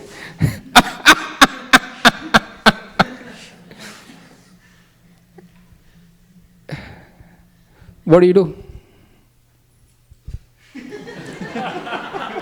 No, my point here is, astrology says that the girl who is not a devotee proposed by parents is an outstanding choice. And the girl with the devotee, they didn't check the astrology, or maybe it is not as compatible. Or, not zero compatibility, but not as compatible. What are you going to do? Where do you place your faith? That's a personal choice. I don't get in there. But the point here is, all these dilemmas, if you see the definition of pure devotion, more easier resolved. But having said, please understand this. Having said that, I use the disclaimer again and again and again. It depends on one's level of adhikar. If you are in a very kanishta, beginning stages of devotional service, you might not be having that strict, staunch faith in Krishna. Let's take the same example I mentioned about astrology and the girl. So that person who is getting married, he is not a staunch devotee, or he is not having that extreme or strong faith in Krishna. So initially, because of some enthusiasm, he says, oh no, I should marry a devotee of Krishna, whatever my parents said are Maya, bogus, whatever. And then later on they have problems in their marriage. And this is Kali Yuga, it's a given. Astrological compatible or not. What will be your situation? The point is that because you are neophyte and just did out of emotion, you might actually blame Krishna. You said, I trusted you and your devotees, and now look what happened. You are bogus. Just see, if the faith is not strong, how, as you said, Guru, Sadhu, Shastra triangulation, if it doesn't come, it's not like a black and white type of situation. Does it make sense? So there has to be the triangulation. There has to be a knowledge of which platform I am, and then how can I advance. Am I clear? So that please don't take that astrology and throw it to wind and say, chalega, jo bhi hai. No. Please use caution. Use caution. Same thing with Vastu, same thing with Ayurveda, same thing with Shraddha, same thing with others. They shouldn't cover. That's the point. The places where I correct the devotees is, some devotees said, maybe I am not doing enough devotion to Krishna and I need to do all these things. No, that is where you are wrong.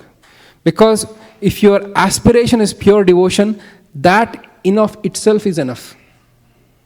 You don't have to fear the ramifications, for example, of not doing your Shraddha. I didn't do Shraddha, what should I do? No, your aspiration is pure devotion. Krishna said, he will take care. Sarvadharman paritijya, give it up. I will take care of it. But that faith has to come, and it has to be tempered with a genuine advancement in devotional service. Not emotional or not like half-baked or just beginners. Then there are the problems. Questions, comments, concerns? Hare Krishna, Nilesh. Thank you for coming. And I see your good wife too. Thank you, Neelam. Prabhuji, I had a follow-up question. Yes. You mentioned in the Jnana Karma, the Anavritam, that the Adi implies one, etc. means Vairagya, Sankhya, Varna, Ashram, etc. So, and also we understand that pure devotional service means two things. Those who are on that platform and those who are aspiring to be on that platform. So, is it also that one should not give up something like Varnashram based on one's adhikar? Because for a pure devotee it's fine, but what about those who are aspiring to be on that platform but are still not on that platform? Yasyatma कैसे चलता है यार? Yasyatma ratirevasyat atma triptascha manava. The third chapter in Bhagavad Gita, Krishna says, for one who takes pleasure in self only and no other place, then he has no duty to perform. So unless you are fully self-realized, there is no way you can escape your duties. So the reason why I said Varnashram is that it's mentioned later also, they are not obstacles for pure devotion. The point is, pure devotion, bahut lamba choda, it's so pure, man, I can't get that done. There must be some prereqs, right? There must be something you have to do. That is my point. You have to do nothing. Everything else can take a backseat and will take a backseat. There is no prereq. Otherwise, Srila Prabhupada would never come to America and preach to hippies who had no background whatsoever without this understanding. Or without this, of course he's an emperor, Acharya, he can inculcate pure faith in others, but nevertheless Rupa Goswami says everybody can take up to pure devotion service with no background or prerequisites. So when pure devotion covers with prerequisites, for example, here is another common dilemma.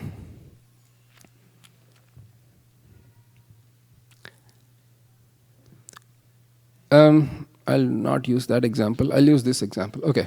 So in India, when we were born and raised, so we did the Upanayan ceremony. Okay. So they do the thread ceremony for the kids, and I was done. My father was strict. He said, you have to do this, you have to do those rituals. It's technically called Sandhya Vandanam for those who are not familiar. So you have to do that like morning and evening, no matter what. And then I did for a few years. But when I started going to ISKCON, then started the clash. I got the ritual, I didn't know what it was. Seriously, my father would do it for 30 minutes, I would do it in 2 minutes. And run out. And my father would... Like really super fast, I would recite the whole thing super fast, 5 minutes, I'm done. I didn't know, I had no clue. My father forced me to do it, I would do it. So, when I came to ISKCON and I started reading Prabhupada's books, then I realized those are rituals. They were like karma kanda rituals that don't need to be done to chant my Hare Krishna Mahamantra. I said, I'll give it up, so at least I can chant Mahamantra. And then when I got second initiated, of course, I came back to doing my Gayatri as ordered by my spiritual master. But those rituals, that's where you have to evaluate whether they are just rituals or are they helping me in pure devotion. Makes sense? Srinivas had a question. Excellent. This is what we are looking for. Prabhu, thank you for clearing that aspiration for pure devotional service itself is enough. But you also said that Mahaprabhu did do Pinda Pradhan. Yes. So, I'm trying to understand what is this contradiction? Like, is Mahaprabhu exception? No. Or like, if it is exception, I mean, my understanding was Mahaprabhu came as a devotee. Okay. So, means there's a lot of contradictions I could not understand there. Could you clarify? As long as they don't interfere with your pure devotion, please do as many rituals as your time allows. Is that clear? You can do, after you chant your 16 rounds, you do your Sandhavandanam, you Shraddha, you do your fire sacrifice, homa, feeding, Panchayagnyas, 5 yajnas. For 5 papas, you have 5 yajnas. Householders use that to balance it out. You do whatever you want to do. But to think, oh, if I don't do those rituals, then, I'm incomplete. That is something which you need to remove. Because pure devotion or the aspiration itself or the activity of pure devotion is sufficient for getting the results of all the other rituals that you are doing. Here is another example. So, assume that every day a person does Shraddha for the forefathers. He has been doing it for years and years. One day it so happened that in the previous evening he had to go to a home program or something happened. His child was sick, kuch bhi ho sakta hai, and he slept very late. He got up in the morning and he has to go to work. So you can either choose to chant your Hare Krishna Mahamantra or you can do your ritual. Which one would you choose? I don't have time for both.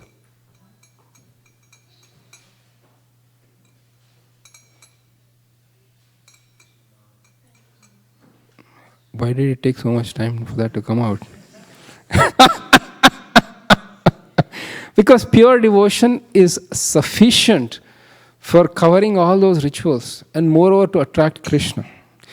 And actually, please hold your thoughts and please hold your questions, write them down, because as we go ahead, then you will get a more clearer picture. Right now, it may not be that, the complete thing is not with you. Is that okay? Actually, we do. Yes, you have more questions. Yeah, I think we are done with the 3 secondary characteristics. So, please go for it.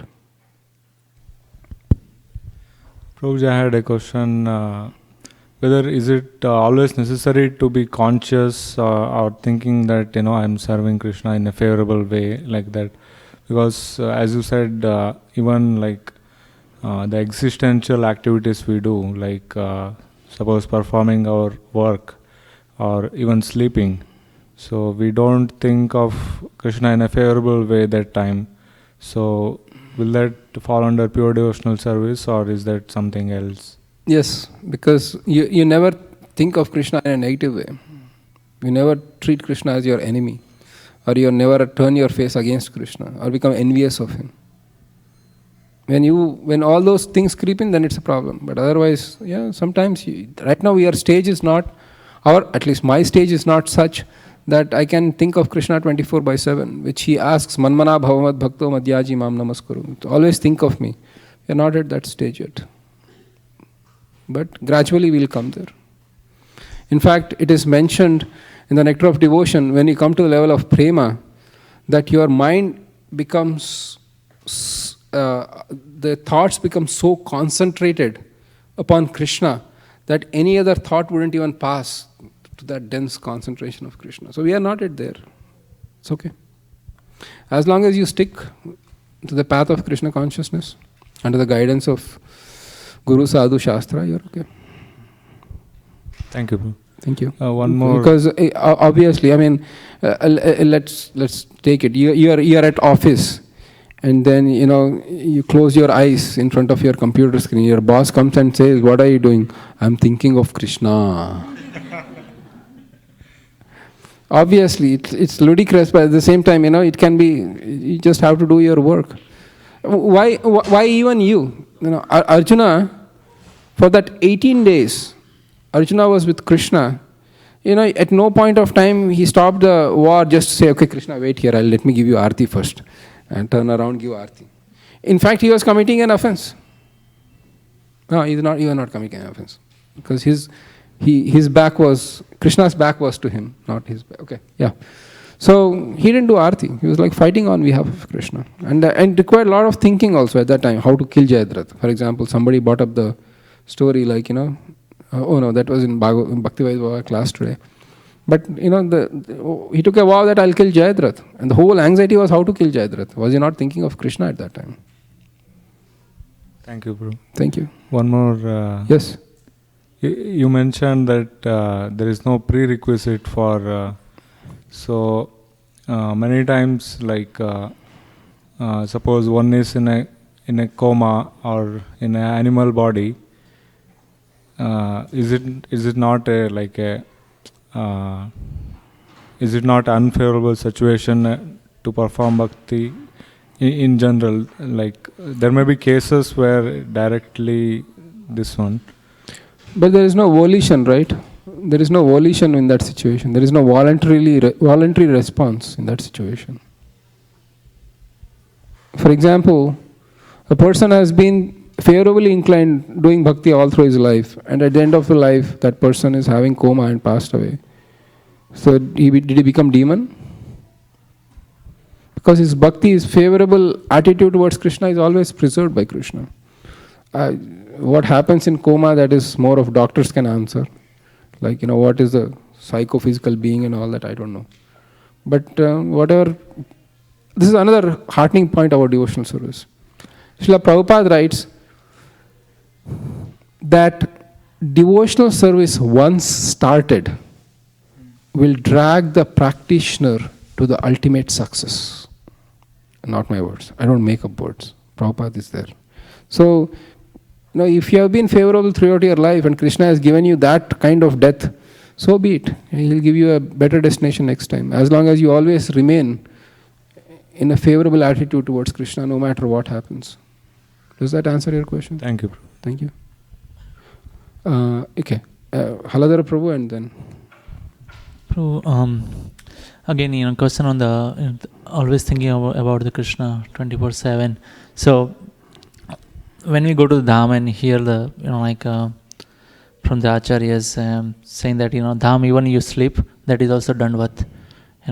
So you're paying obeisances to the, so in the practical circumstances where we have to go work, and living in the modern cities, how we create ourselves that kind of, environment where we can maximum perform the, devotional service throughout the day. Can you repeat your question? So in the in the city environment, like how you create an atmosphere like a dham where you maximum perform authorized devotional service? There is no one answer, seriously. Based on your situation, relatives or spouse or job or work location, based on your personal situation, there can be multiple ways. But that's why Rupa Goswami doesn't give authorized way. He says, Yena tena prakarena. Yena tena prakarena manaha Krishna niveshayet. It's one of the verses to memorize. Please memorize. So he says, somehow or other one should think of Krishna. He doesn't give. He says there could be multiple ways of doing it. I mean, if you, for example, Rupa Goswami and Sanatan Goswami, they had a lot of lands. They're huge lands. So they made a replica of Vrindavan in their property. So that is one very extreme example. If you have that land and that money and that resources, then you can do it. But if not, a tulsi plant in your home is as good as Vrindavan. So there are multiple ways, there are so many answers to that. Some people say, I want Srila Prabhupada's chanting going on 24/7. Some people say that, something. So based on your situation, whatever helps you to advance in spiritual life. Does that make sense? Yes. Yeah, there's no, even Rupa Goswami says, Yena tena, somehow or other, try it. More questions, comments? Actually, I should beg your pardon. We somehow didn't even open the book once. But that was the gist of whatever I was. Because, please understand, you're supposed to read, we are supposed to discuss.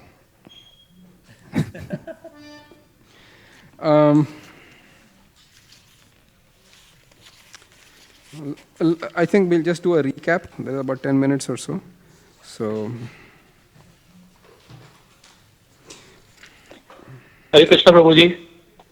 Hare Krishna. Dandavat Pranam Prabhuji. Dandavat Pranam. I didn't recognize. Prabhuji, this is Anand Baldev Prabhu from Folsom. Hari Bol. Hari Bol Prabhuji.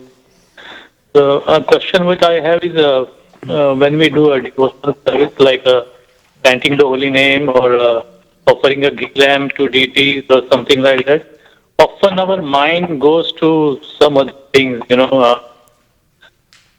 So my question to you is it considered as a devotional service or So your mind goes to, I'm sorry Prabhu, I didn't get that portion. Can you please repeat? Yes, Prabhuji, when we are offering the ghee lamps to deities or when you are doing a chanting a holy name, often our mind goes to some other thoughts. Right. So I was wondering, you try to get back your mind, but still, is it considered as a devotional service? Yes. Yes, Prabhu. As long as your motive remains that, then yes.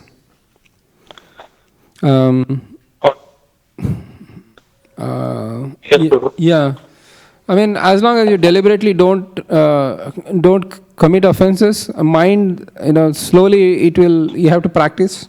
As mind goes, you just bring it back whenever you can, and it goes again, bring it back. That's a struggle that is there for all the disciplines, whether it's yoga or jnana or karma. So, but as long as your intention remains that I want pure devotional service from Krishna, then that's fine. It's a struggle of sadhana. Right. Is that Thank okay, you, Prabhu. Ananda Baldev Prabhu? Yes, Prabhu. Thank you, Prabhu. Thank you. Hare Krishna Prabhu, this is Vinayak from Falsam Guru. Hare Krishna Vinayak. Hare Krishna Prabhu. Regarding this Sandhya Vandanam, I just want to make a comment, Prabhu. If you really say the Sandhya Vandanam, it's all glorifying the Lord, and then all the Lord's namas, and even the Gayatri also in the Gita it says, I am the Gayatri, and so Prabhuji, like if we have a debate like I have only time, and then whether I do the Mala Mahamantra or the Sandhya Vandanam, I'm thinking like it's all same because it's all glorifying the Lord. True. So I just want to... True, that is true, but the point here is that Kaler dosha nidhe rajan astihi eko mahan guna kirtanadeva krishnasya mukta sangha param vrajet. It is said that the best way of liberation for this age of Kali, for moksha, is to chant the names of Krishna. While it is true that different rituals are just nothing but glorification of God, this age the chanting has been given more emphasis. In fact, it is mentioned that it's the only means to get deliverance from this age of Kali. So while both are the same, just like a doctor might say, the disease is the same, but in the morning you take this medicine, and in the evening you take this medicine. It is based on the efficacy of the medicine, you take the medicine. Yes or yes? Yes. So similarly, the efficacy of Mahamantra is much higher than the Sandhya Vandanam in terms of this age of Kali. If you can do both, please do it by all means. You should do. If that, but if I can't do Sandhya Vandanam and then Hare Krishna Mahamantra or doing pure devotional service is going to fall short, that is a misunderstanding of pure devotion. Okay. Yeah. Does that clarify? So having said that, yeah. Okay, go ahead. Yeah, because what I was thinking is like in that situation, because Sandhya Vandanam is the one where we need to sit and then do it. Right. Whereas Mahamantra is like while driving or going anywhere else we can do it. That's the mercy of Mahaprabhu.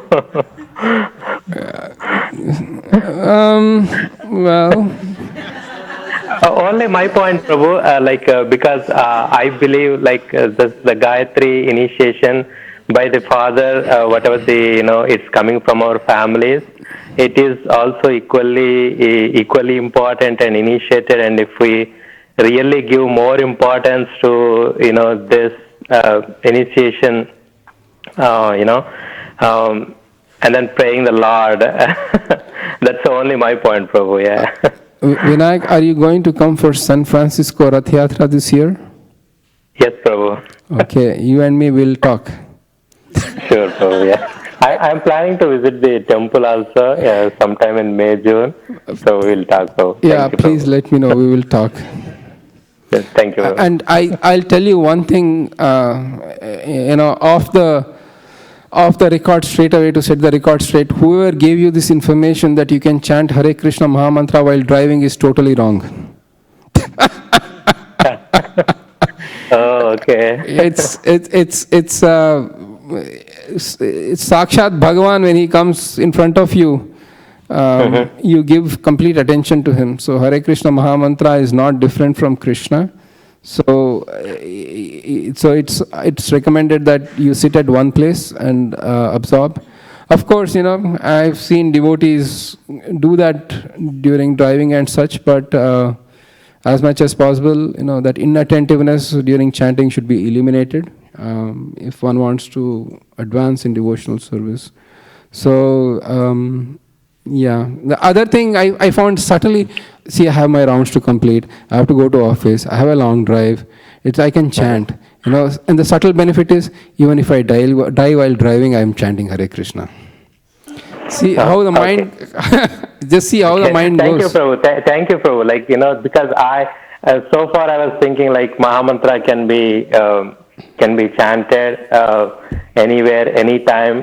But thank you for clarifying, Prabhu. Yeah, I really get it. Thank you, Vinayak. That was a very nice question. Deeply appreciate it.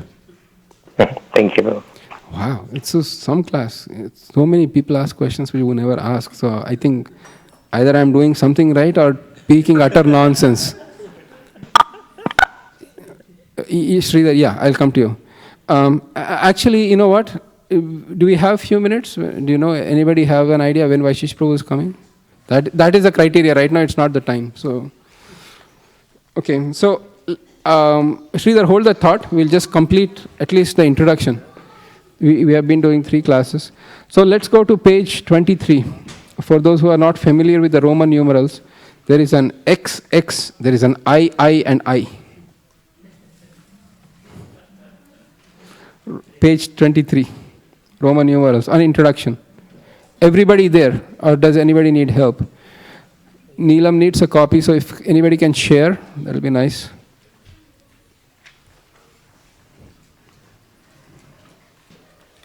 Everybody there on page 23? Anybody who's not there on page 23, please raise your hand. The impersonalists sometimes misunderstand, the last paragraph please. The impersonalists sometimes misunderstand devotional service in such a way that they divide Krishna from his paraphernalia and pastimes. For example, the Bhagavad Gita is spoken on the battlefield of Kurukshetra, and the impersonalists say that although Krishna is of interest, the battlefield of Kurukshetra isn't. The devotees, however, also know that the battlefield of Kurukshetra by itself has nothing to do with their business, but in addition, that they know that Krishna does not mean just Krishna alone. He is always with his associates and paraphernalia. For instance, if someone says, give something to eat to the man with the weapons, the eating process is done by the man and not by the weapons. Similarly, in Krishna consciousness, a devotee may be interested in the paraphernalia and locations, such as the battlefield of Kurukshetra, which are associated with Krishna, but he is not concerned with simply any battlefield. He is concerned with Krishna, his speech, his instructions, etc.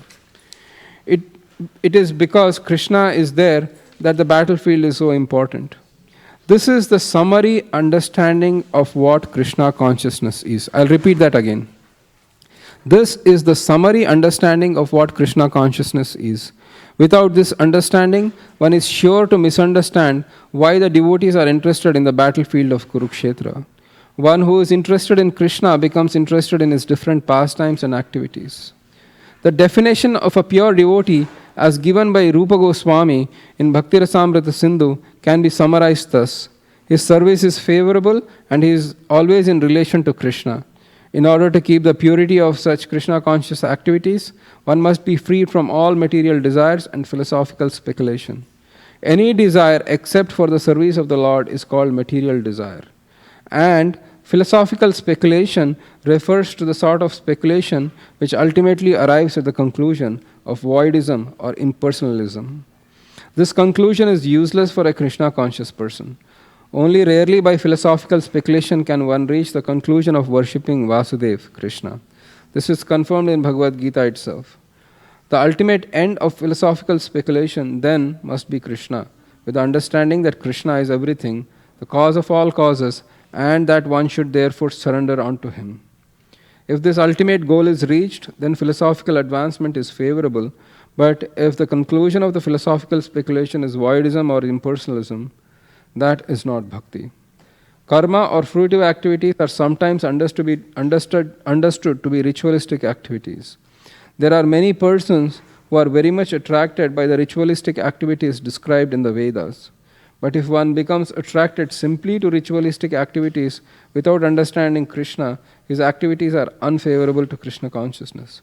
Actually, Krishna consciousness can be based simply on hearing, chanting and remembering, etc. Described in Srimad Bhagavatam are 9 different processes, besides which everything done is unfavorable to Krishna consciousness. Thus, one should always be guarding against fall downs. Srila Rupa Goswami has also mentioned in this definition of bhakti the word jnana karmadi. This karmadi or fruitive work consists of activities which are unable to help one attain to pure devotional service. Many forms of so-called renunciation are also not favorable to Krishna conscious devotional service. Srila Rupa Goswami has also quoted a definition from Narada Pancharatra as follows: one should be freed from all material designations and by Krishna consciousness must be cleansed of all material contamination. He should be restored to his pure identity in which he engages his senses in service of the proprietor of the senses. So, anybody knows the verse? Narada Pancharatra? Okay, this is another verse for memorization, so please repeat. Sarvopadi vinirmuktam Tatparatvena nirmalam Hrishikena Hrishikesha Sevanam bhaktiruchyate. So when our senses are engaged for the actual proprietor of the senses, that is called devotional service. In our conditional state, our senses are engaged in serving these bodily demands. When the same senses are engaged in executing the order of Krishna, our activities are called bhakti. As long as one identifies himself as belonging to a certain family, a certain society, or a certain person, he is said to be covered with designations. When one is fully aware that he does not belong to any family, society, or country, but is eternally related to Krishna, then he realizes that his energy should be employed not in the interests of so-called family, society, or country, but in the interests of Krishna. This is purity of purpose and the platform of pure devotional service in Krishna consciousness. Hari Hari. Yes, Sridhar, you had a question. No, it's fine as long as... is he here? Awesome. Okay, whatever you say, I'm fine. Actually, if it is quick, then it's fine. If not, then we can. Okay, give me the question, then we'll see. I'll decide if it's quick or not quick. Okay, Prabhu. So, actually, since we were talking about the karma kanda activities and liberation and things like that, so I know that after reading Bhishma Stuti and the prelude to the Bhishma Stuti, Bhishma was lying in a bed of arrows, and it is said that, at least I read, I don't know where I read it from, but it is said that Bhishma, sometime in his past janma, he had poked some worms with a sharp needle, so he had to undergo this. But Bhishma, being a pure devotee, he was pure devotee, but still he had to undergo that. So. But actually, that is I think that is, you're talking of Mandukya Muni. It's not Bhishma. I didn't hear of Bhishma. No, Bhishma was lying in a bed of arrows. Yeah, but the thing of piercing, if you can substantiate it from some scriptures. Okay. Because what we learn is Mandukya Muni had poked an ant with a needle, okay. And then Yamaraj also, subjected him that because you poked an ant with a needle, you will be poked. And then he cursed him to become Vidur. So that is the story. But this Bhishma is that he was one of the 8 Vasus and he stole a cow. And that's how he fell to the earth to be a Bhishma. He was one of the Vasus. But still, so the bed of arrows is not a karma result? Or not that I am aware of. So if you can substantiate from some other place, then that will be interesting to know. Okay. So then that question is nullified then. The second question actually on liberation. Okay. On the liberation is basically Gajendra Moksha Stotram. Sri Gajendra says that the pure devotees, they don't ask for anything, like they don't ask for like results or high birth or anything like that. They don't even ask for liberation. But he says, however, I am in danger, so I am asking for liberation from this condition. And after I lose my body, what is the use of this body? I just want pure liberation. So even being a pure devotee, he still asks for liberation. So how does that work? So that I think we'll take to the next class, because I want to see the exact verse. Yeah, I think. I can tell you the exact verse. Not now, but yeah. So we'll analyze that verse when we meet in the next class. Yes, thank you, Prabhu.